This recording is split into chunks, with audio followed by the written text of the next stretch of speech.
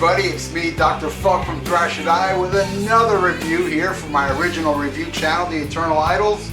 And I'm gonna press on with the Dio discography.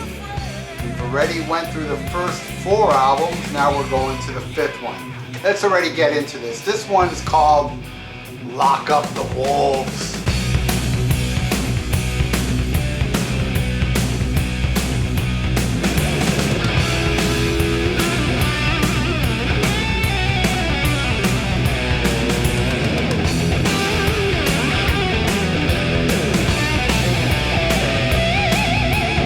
Lock Up the Wolves, released May 15th, 1990.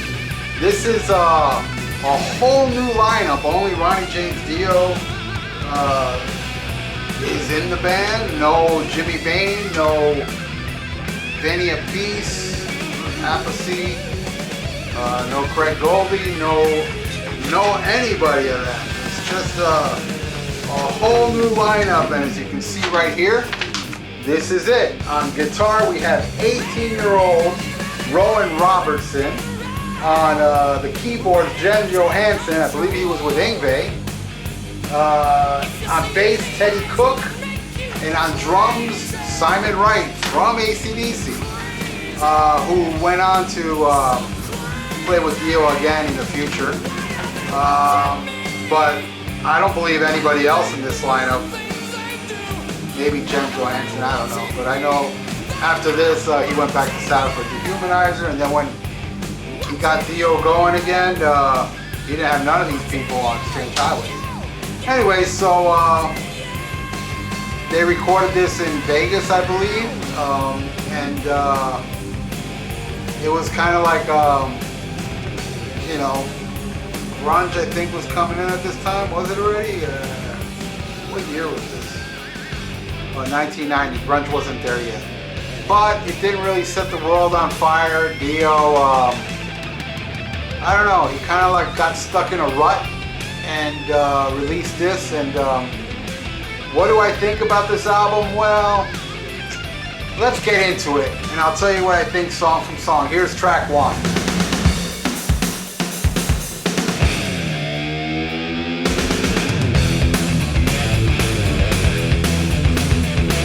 Wild One. Now this is a almost Van Halen-ish type rocker.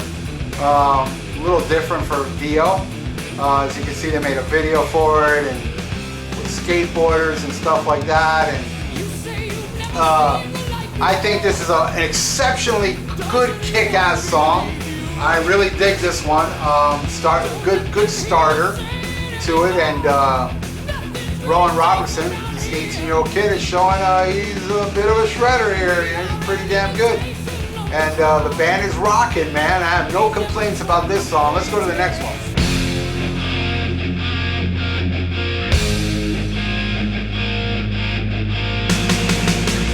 Born on the Sun. Now this one's more of a typical Dio number, and I really like this one. He says higher, fire, desire, I believe, in this song, you know, the Dio tradition. I do like this one. This one is typical Dio, with, and it kicks ass. I dig it. It's very fucking cool. And, oh, may I add, I saw this tour. It didn't come to South Florida, but I went all the way up to Lakeland to see it, and yeah, they played this one. They played Born on the Sun, and they also played Wild One. I didn't mention that before. And I'm glad they did. I'm glad I got to see this lineup and actually see them live on this tour. It's pretty much the last Dio tour where he was playing a big arena. Because after I saw Dio solo after that, it was clubs or small theaters. Well, we'll get into that when I review those albums. Because I never missed Dio when he came to South Florida. Even this time, he didn't come to South Florida, and I ran up to Lakeland to see it. And there's actual footage of it that you're looking at now. Somebody bootlegged it, which is cool. All right, let's go to the next track.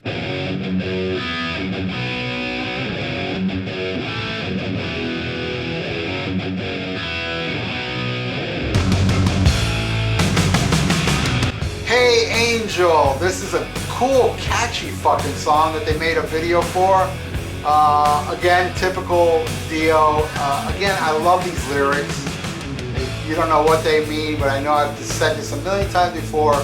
Dio has a way of painting pictures with words, and Hey Angel is no exception to that brilliance that was Ronnie James Dio. Hey Angel, great song, I love it too. So far, 3 songs kick my jazz. Let's go to the next one.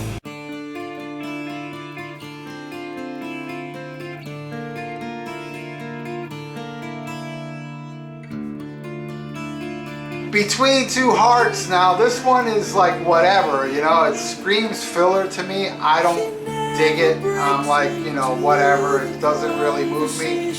Dio sounds nice in the beginning, nice vocals, but you know, it's a little plodding, a little boring for me. So you know, don't really like this one, unfortunately. Let's go to the next one.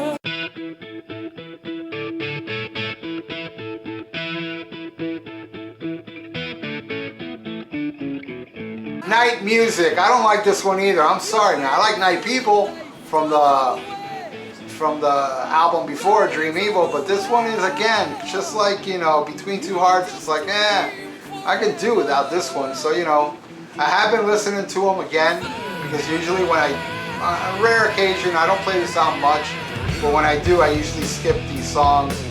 And lately I've been listening to them to give a fair review. And I still understand why I skipped those songs. Don't think much of it. Let's go to the next one. In the houses of the holy, to the middle of the mystic sea. The title track, Lock Up the Wolves. I actually like this one. Again, kind of, I guess, Chains Were On Egypt type vibe. Cool shit. Typical Dio again, but a good song. I dig the title track. Good stuff. Let's go to the next one.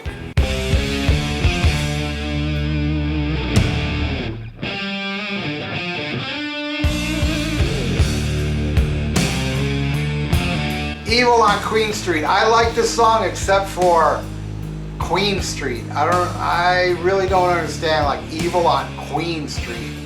I don't get that. The Queen Street part is like, why did you have to say Queen Street? Why not, you know, Mean Street? Or, you know, whatever. Or Evil on Nice Street. I don't know. For some reason, Queen Street kind of irks me. But that's because I have mental problems, you know? So, I love this song except for the title. There you go. Next track.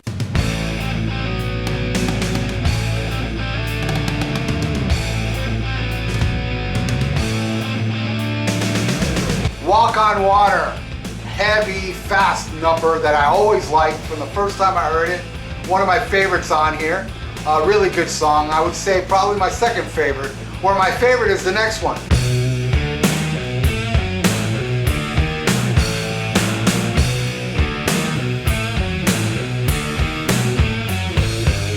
Twisted, yeah, this is my favorite song off the album. Just great music, very heavy metal, and I love at the end when Dio screams Twisted. Just awesome. Favorite track off the album. Now let's go to the next one.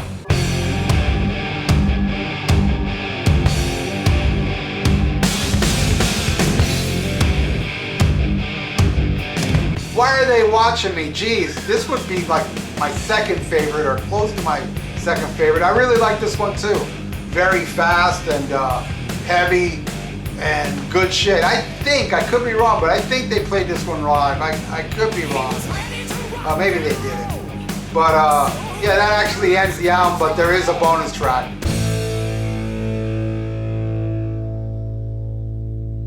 My eyes can see inside tomorrow. My eyes can get next to you. My Eyes. Now this is a great song. This song is kind of like lyric-wise, it's kind of a history of Ronnie James Dio's career in music. He mentions Heaven and Hell, Invisible, Stargazer. I think he mentions the Silver Mountain, maybe not.